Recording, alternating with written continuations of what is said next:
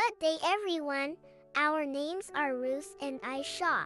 We are 8 years old. We are conjoined twins, born with one body but two heads. Life hasn't always been easy for us, but we're here today to tell you that even in the hardest of circumstances, there is hope, and God's love never fails. We were born in a small village in Kenya. When our parents saw us, they couldn't understand why God would give them children like us. By the time we were 4 months old, they decided they couldn't take care of us and left us at the steps of an orphanage. At first, we were too young to know what had happened.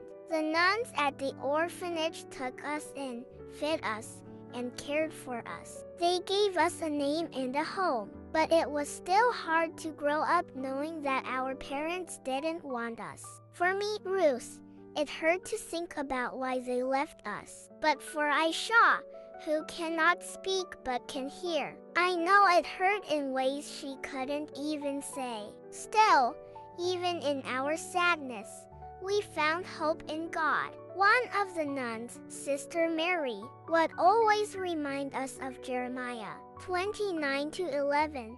For I know the plans I have for you, declares the Lord, plans to prosper you and not to harm you, plans to give you hope and a future. She would tell us that we are not a mistake, that God made us just as we are for a reason. School was difficult for us. Other children would stare, and some would laugh. But we learned to smile back. Aisha and I discovered that we are stronger together. I would speak for both of us, and she would encourage me with her silent nods and her bright, understanding eyes. We've had to learn patience and teamwork in everything we do. If I want to read, Aisha has to stay still. If Aisha wants to look around, I have to turn my head too. But through it all, we've realized that God gave us each other for a reason. We want to encourage anyone going through difficulties today.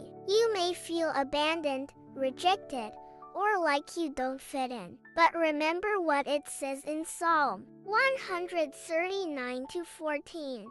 I praise you because I am fearfully and wonderfully made. Your works are wonderful. I know that full well. God made you special, just as He made us. The world may see us as strange or different, but we've learned to see ourselves through God's